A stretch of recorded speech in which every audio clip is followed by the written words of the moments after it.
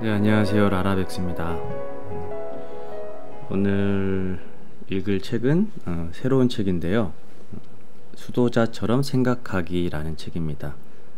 원제는 Think Like a Monk, 목적 있는 삶을 위한 11가지 기술. 저자는 제이 셰티라는 분입니다. 아마존에서 베스트셀러 1위 한 책인가봐요. 그래서 제가 산지 한 달 정도 됐는데 이제 그때 책을 한 5권 정도 사재기를 해서 이제야 읽게 되는 책입니다. 오늘은 들어가는 말이 있어요. 그래서 들어가는 말이 좀 낭독해드리고 시간이 좀 되면 목차까지 한번 해보도록 하겠습니다. 네.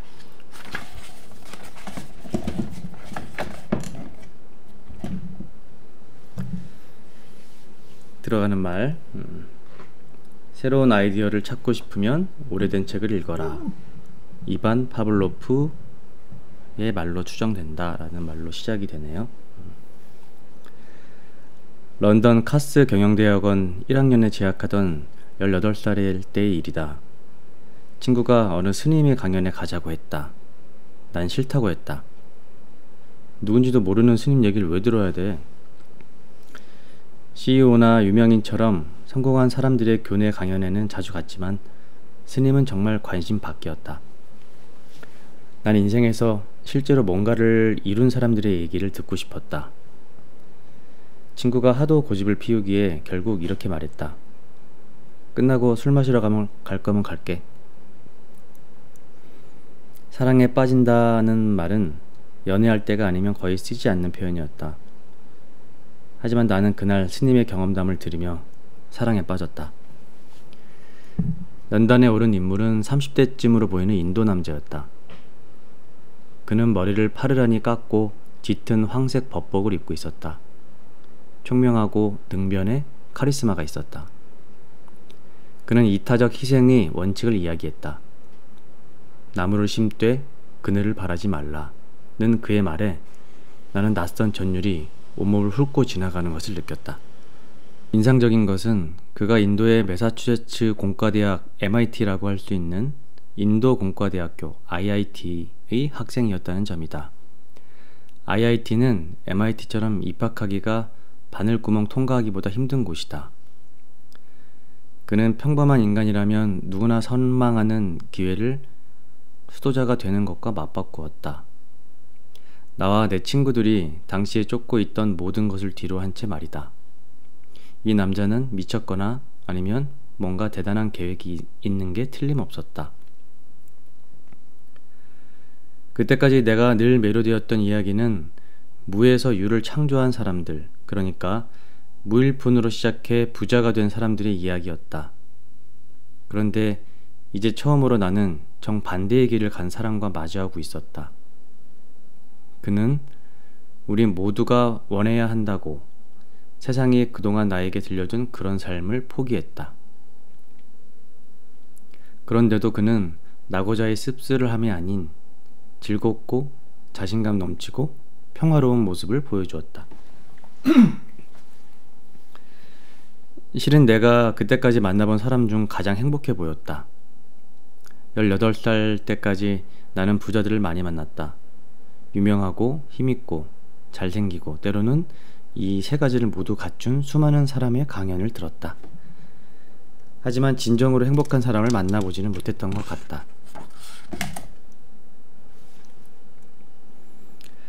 강연이 끝나고 나는 인파를 뚫고 앞으로 나아가 그에게 정말 대단한 강의였다고 많은 걸 느꼈다고 말했다. 스님과 더 많은 시간을 함께 보내고 싶은데요. 어떻게 하면 될까요? 어느 틈에 나는 그에게 묻고 있었다. 내가 원하는 물건이 아니라 내가 원하는 가치관을 가진 사람들 곁에 있고 싶다는 강한 충동이 일었다. 스님은 그 주 내내 영국 곳곳을 돌며 강연할 계획이라면서 다른 강연에도 얼마든지 참석해도 좋다고 했고 나는 그렇게 했다. 그 스님의 이름은 가우랑가 다스다.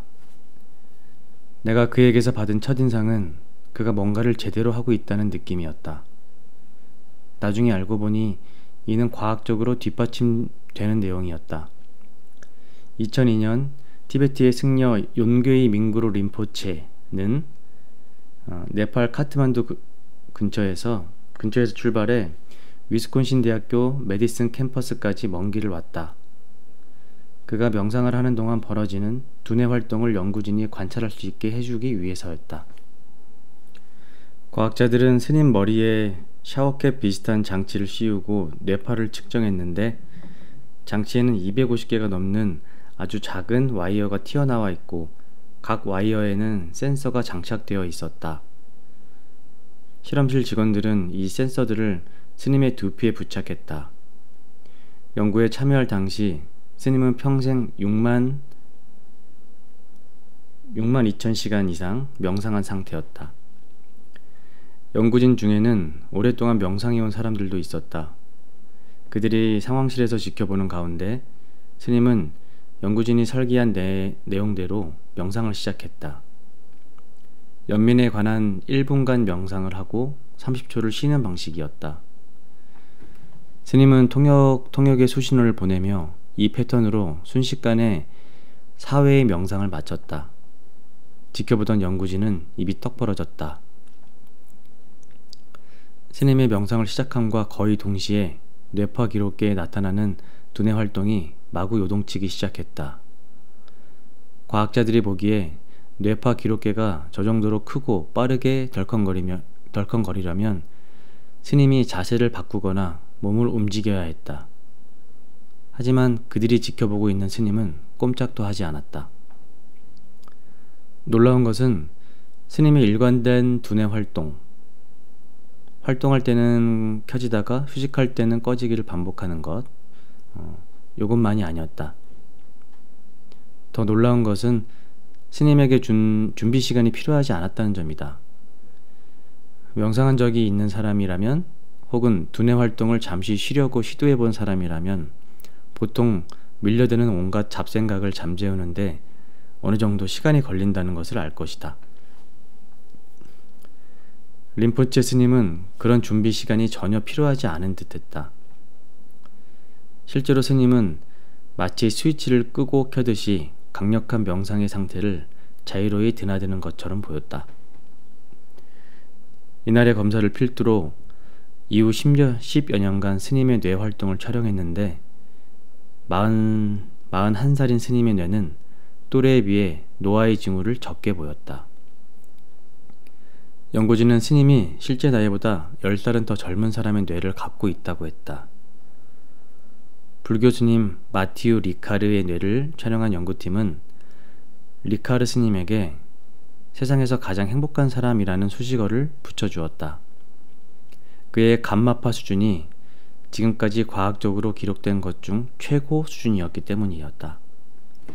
감마파는 집중력, 기억력, 학습력, 행복 등과 관련된다. 스님 한 명의 수치가 정상 수준을 넘은 것이라면 이상현상을 볼 수도 있다. 이상현상으로도 볼 수 있다. 하지만 리카르 스님만이 아니었다. 스님 21명의 명상 수행 중에 뇌 활동을 촬영한 결과 명상하지 않은 사람들보다 높은 수준의 감마파가 오랫동안 지속되었다. 우리는 왜 수도자처럼 생각해야 할까? 농구장을 지배하고 싶다면 마이클 조던에게 물어보는 게 현명하다. 기업 혁신 전략을 배우고 싶다면 일론 머스크를 파고드는 게 좋다. 멋진 공연을 보여주고 싶다면 비욘세를 연구하는 게 좋다. 그렇다면 평화, 안정, 목적을 찾기 위해 마음을 수련하고 싶다면 전문가는 바로 수도자들이다. 그레이트 플리스를 공동 설립한 베네딕트 회 수사 다비드 슈타인 딜라스트는 이렇게 말했다. 전문가가 아니어도 끊임없이 현재를 살려고 의식적으로 노력하는 사람은 모두가 수도자다. 수도자들은 유혹을 참고 비난을 삼가고 고통과 불안을 견디며 자존심을 잠재우고 목적과 의미가 넘치는 삶을 꾸릴 수 있다. 지구상에서 가장 침착하고 행복하고 목적을 의식하며 사는 사람들을 우리가 배우지 않을 이유가 있을까? 평온하고 느긋한 상태를 유지하는 것이 수도자들에게는 쉬운 일이라고 생각할지도 모른다. 조용한 곳에 숨어 지내니 직장 문제, 연애 문제가 생길 리 없고 출퇴근 시간에 교통지옥도 겪지 않는다고 말이다. 현대사회에서 수도자처럼 생각하는 게 무슨 도움이 될까라고 의구심을 품을 수도 있다. 먼저 수도자는 날 때부터 수도자가 아니다. 많은 수도자가 속세의 다양한 배경에서 출발해 완전히 새로운 사람이 되기로 선택한 사람들이다. 세상에서 가장 행복한 사람, 마티유 리카르는 승려가 되기 전 생물학자였다. 명상 앱으로 유명한 헤드스페이스를 공동 설립한 앤디 퍼디컴은 서커스 교육을 받았다. 내가 아는 승려 중에는 금융계 종사자였거나 록밴드 멤버였던 이도 있다. 그들은 여러분과 똑같은 학교에 다니며 똑같은 도시, 똑같은 동네에 살았다. 집에 촛불을 켜두고 맨발로 돌아다니며 산꼭대기에서 나무 자세를 취하고 있는 사진을 걸어둬야만 하는 것이 아니다. 수도자가 된다는 것은 누구나 받아들일 수 있는 하나의 마음 자세다. 오늘날 승려 대부분이 그렇듯이 나도 아슈람에서 자라지는 않았다. 나는 아동기 대부분을 승려답지 않은 일을 하면서 보냈다. 내가 자란 곳은 런던 북부다. 부모님, 여동생과 함께 살았고 14살까지는 순종적인 아이였다. 우리 집은 중산층 인도인 가족으로 많은 부모가 그렇듯이 내 부모님도 교육에 적극적이셨고 나에게 장밋빛 미래를 거머쥘 기회를 주려고 하셨다. 나는 말썽을 피우지 않았고 성적도 좋았으며 모두를 만족시키려고 최선을 다했다. 그런데 중학생이 되면서 나는 엇나가기 시작했다. 어릴 때 뚱뚱해서 종종 놀림받던 나는 살이 빠지면서 축구와 럭비를 시작했다.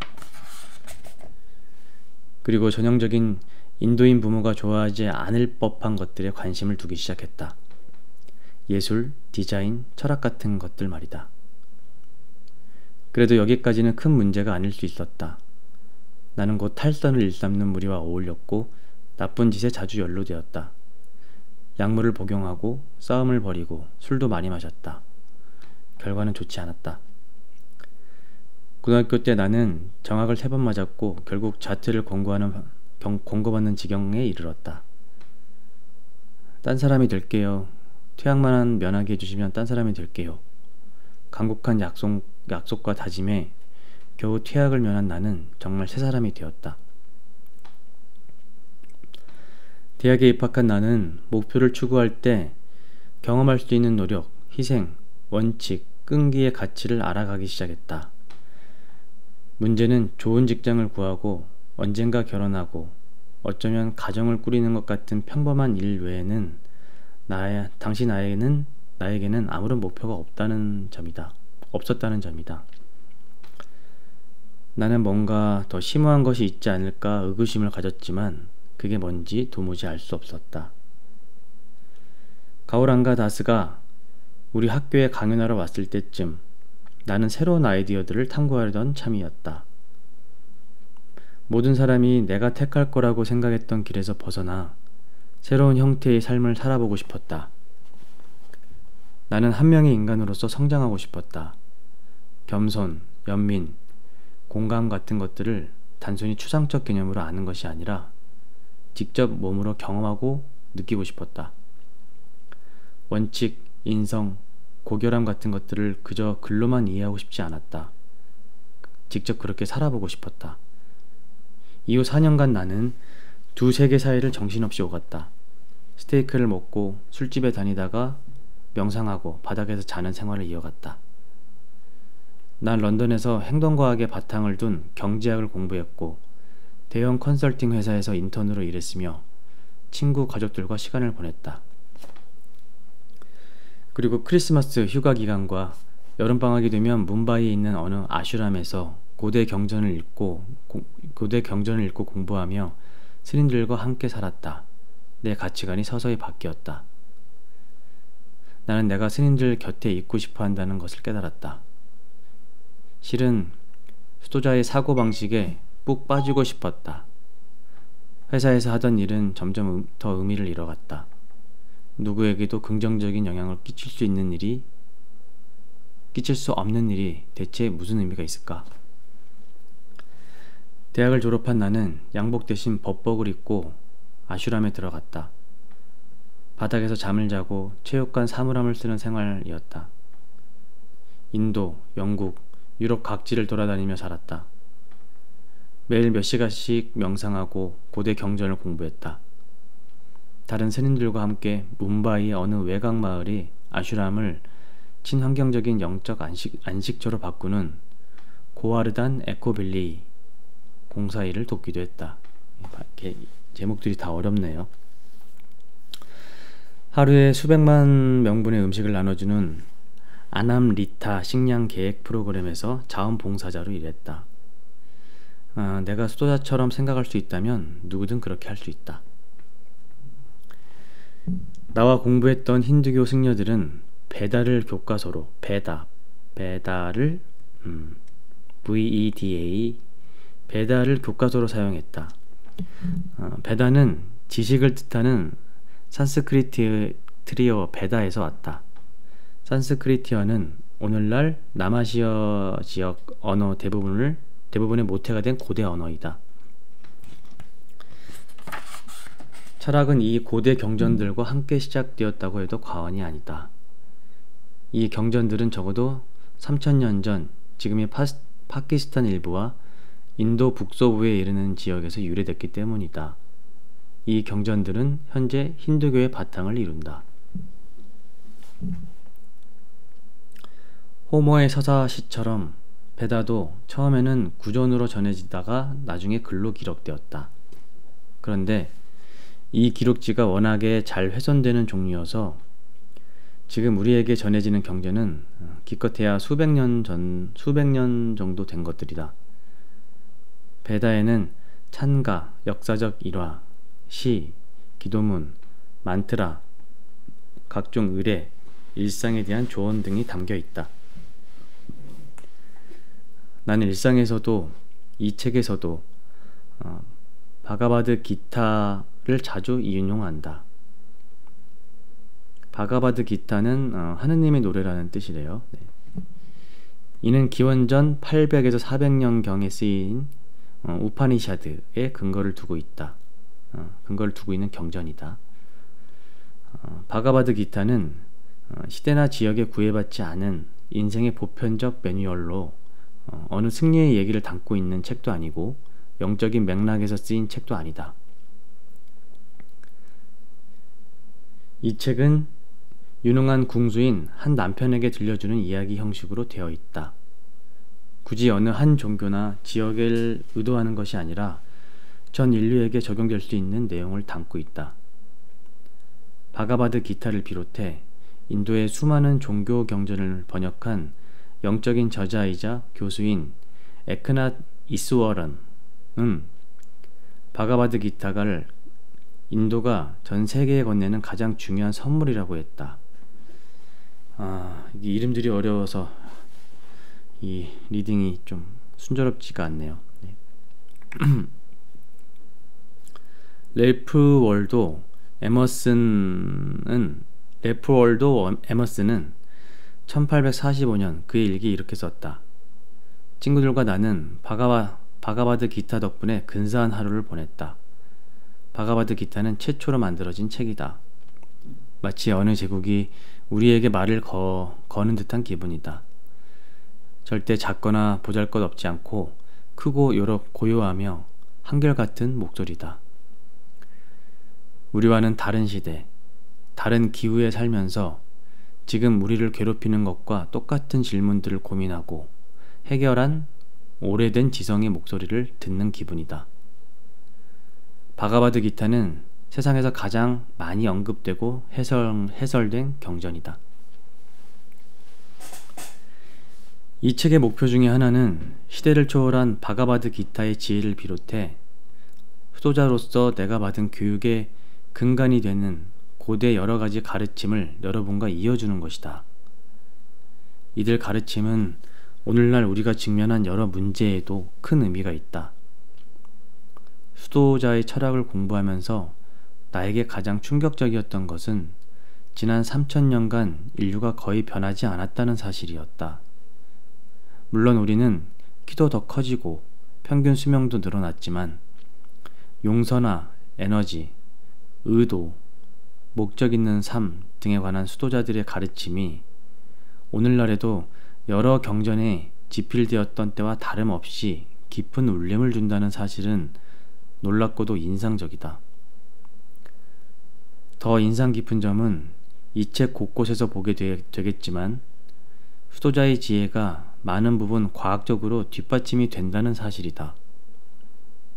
수천 년간 수도자들은 명상이나 마음 챙김이 우리에게 도움이 되고 감사하는 마음이 우리 자신에게 이로우며 봉사를 통해 행복해질 수 있다고 믿었다. 수도자들은 현대과학이 보여주거나 증명하기 훨씬 전부터 이런 생각을 실천하는 방법을 개발했다. 알베르트 아인슈타인은 이렇게 말했다. 무언가를 쉽게 설명할 수 없다면 충분히 이해하지 못한 것이다. 난 내가 배우고 있던 가르침이 요즘 세상에도 얼마나 큰 의미가 있는지를 확인하면서 타인과 공유할 수 있을 만큼 가르침 속으로 더 깊이 빠져들고 싶었다. 뭄바이에서 지낸 지 3년이 지났을 때 나의 스승 가우랑가 다스는 내가 아슈람을 떠나 그동안 배운 것들을 세상과 공유한다면 더 큰 가치가 있고 더 큰 훌륭한 봉사가 될 것이라고 했다. 승려로 지낸 3년은 내게 인생학교와 같았다. 승려가 되는 것도 어려웠지만 떠나는 것은 더 어려웠다. 하지만 이 지혜를 아슈람 밖의 삶에 적용하는 것, 이게 가장 어려운 부분이라고 가로쳐져 있습니다. 아슈람 밖의 삶에 적용하는 것은 내게는 최종 관문처럼 느껴졌다. 매일 나는 수도자의 마음가짐이 옳다는 사실을 발견한다. 고대의 지혜는 오늘날에도 충격적일 만큼 중요한 의미가 있다. 그래서 내가 그 내용을 열심히 전파하는 것이다. 요즘도 나는 스스로 승려라고 생각하지만 보통은 전직 승려라고 말한다. 승려는 혼인할 수도 없는데 난 결혼했기 때문이다. 지금 나는 로스앤젤레스에 산다.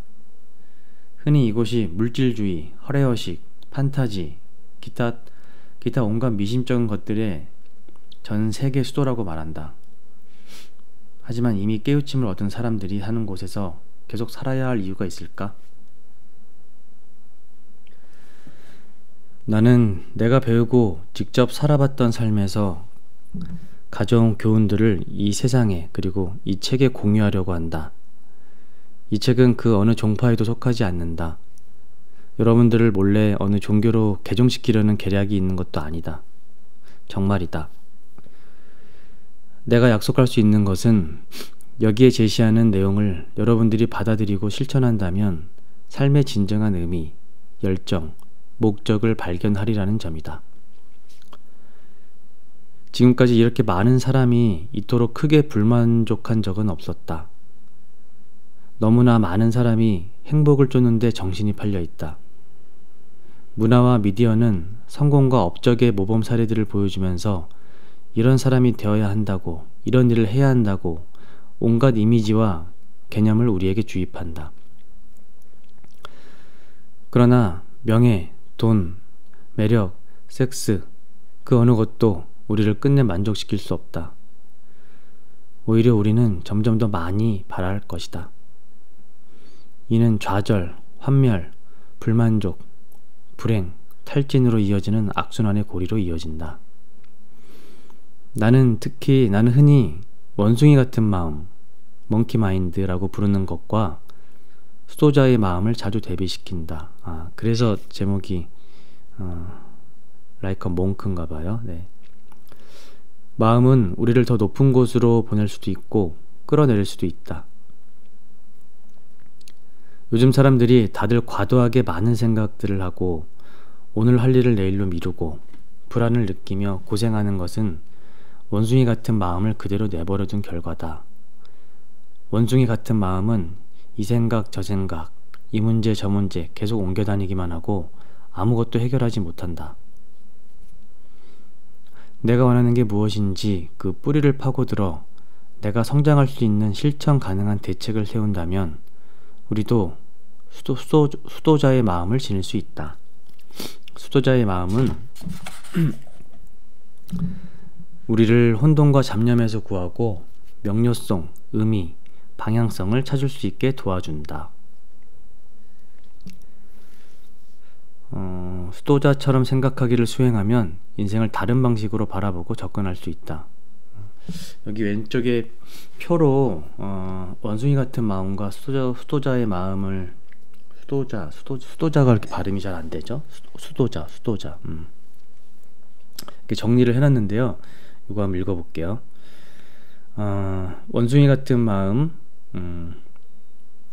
여러 가지로 갈라져서 정신을 못 차린다. 그리고 수도자의 마음은 문제의 뿌리에 초점을 맞춘다. 네. 그리고 원숭이 같은 마음은 조수석에 탄 채 실려간다. 수도자는 의도적이고 의식적으로 산다. 네. 그리고 원숭이 불평하고 비교하고 비난한다. 수도자 연민을 갖고 보살피고 협조한다. 원숭이 생각이 많고 내일로 미룬다.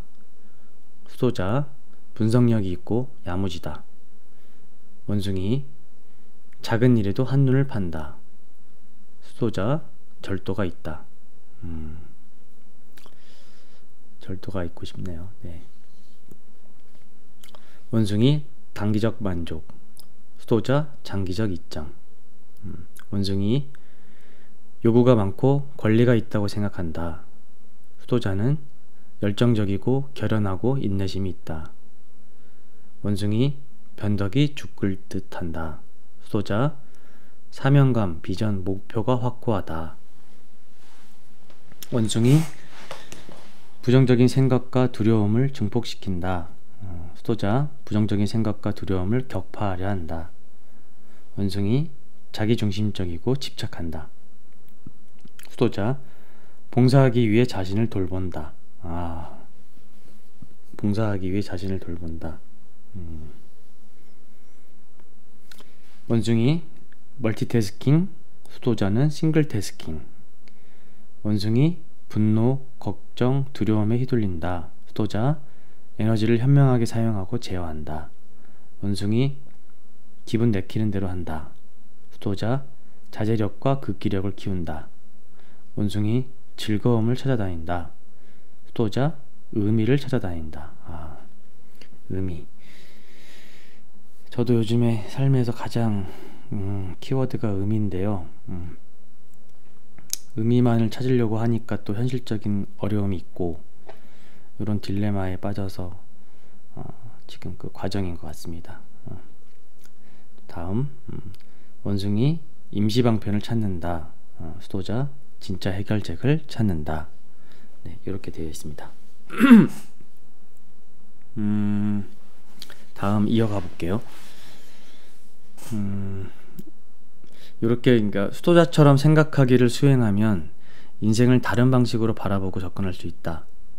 기존 체제에 도전하고 초연해지고 재발견하고 목적을 갖고 초점을 맞추고 절도 있게 살고 봉사할 수 있게 한다. 수도자처럼 생각하기의 목표는 자존심, 질투, 욕정, 불안, 분노, 원망, 응어리에서의 자유로운 삶이다. 수도자의 마음가짐을 장착하는 것은 가능할 뿐 아니라 필요한 일이다. 우리에게는 다른 선택이 없다. 우리는 차분함과 고요함, 마음의 평화를 찾아야 한다. 승려학교에 처음 갔던 날을 생생히 기억한다. 방금 머리를 밀었으나 아직 법복을 입지 않은 나는 여전히 런던에 있던 나와 똑같아 보였다. 10살이 안 되어 보이는 어린 승려가 5살짜리들을 가리키고 있는 게 보였다. 어린 승려들은 대단한 아우라를 가지고 있었다. 마치 어른과 같은 침착함과 자신감이 있었다. 뭘 하고 계십니까? 라고 내가 물었다. 아이들에게 첫 수업을 진행했습니다. 라고 대답한 어린 승려는 나에게 물었다. 스님께서는 첫날 무엇을 배우셨습니까? 문자와 숫자를 배우기 시작했습니다. 저들은 무엇을 배웠습니까? 가장 먼저 가르치는 것은 호흡법입니다. 왜지요? 내가 물었다. 태어나는 순간부터 죽는 순간까지 우리와 함께하는 것이 내 호흡뿐이기 때문입니다. 친구도, 가족도, 고향도 모두 바뀔 수 있지요. 나를 떠나지 않는 유일한 것은 나의 호흡입니다.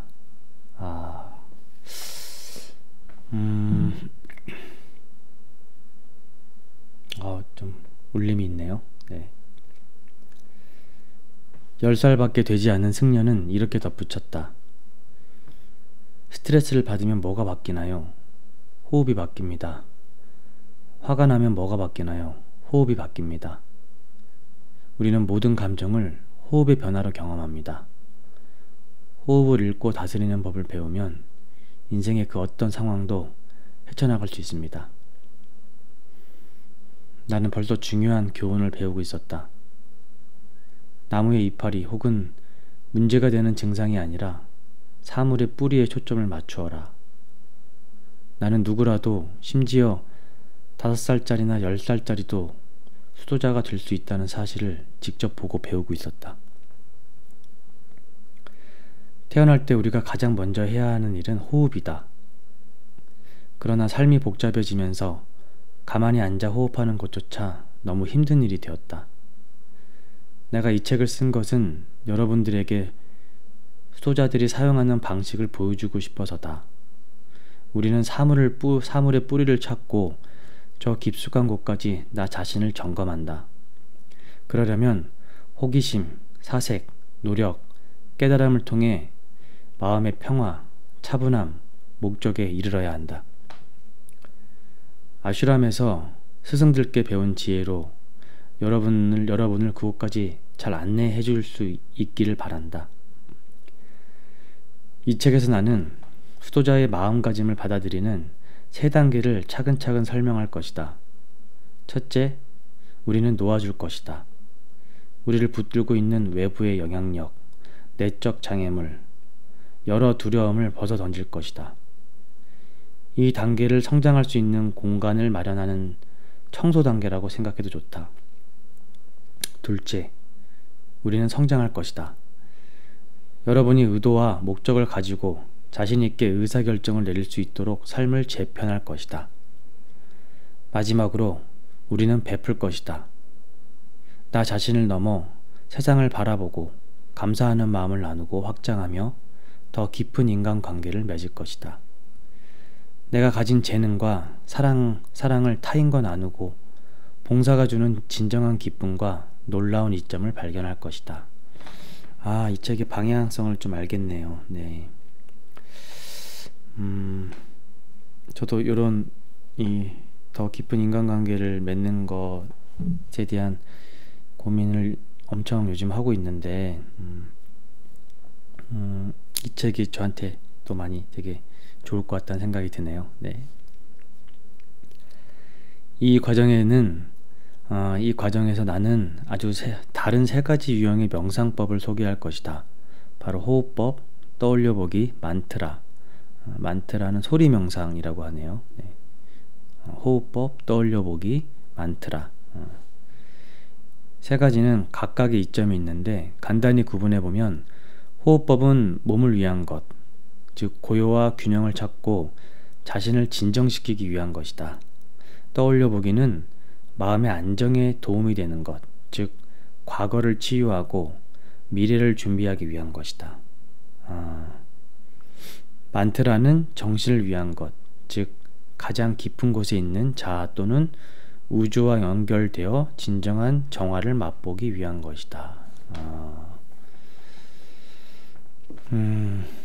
떠올려보기가 느낌갖기라는 뭐 절대 기도의 법칙과 좀 연관성이 있어 보인다는 생각이 갑자기 드네요. 네. 반드시 명상을 해야만 이 책이 도움이 되는 것은 아니다. 그러나 명상을 직접 해보면 내가 전하는 도구들이 더욱 날카로움을 발휘할 것이다.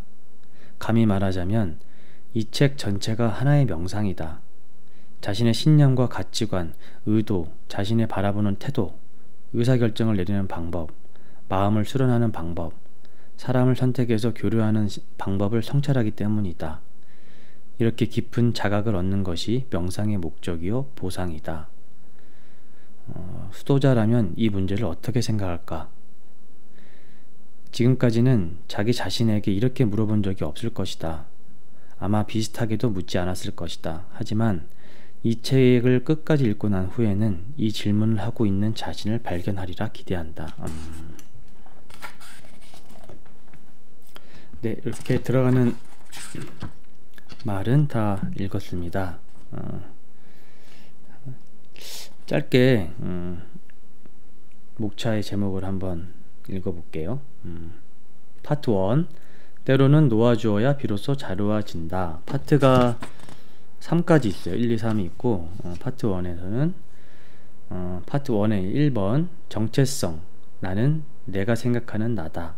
2번 부정적인 생각, 사악한 왕은 굶주린다. 3번 두려움, 지구 호텔에 오신 것을 환영합니다.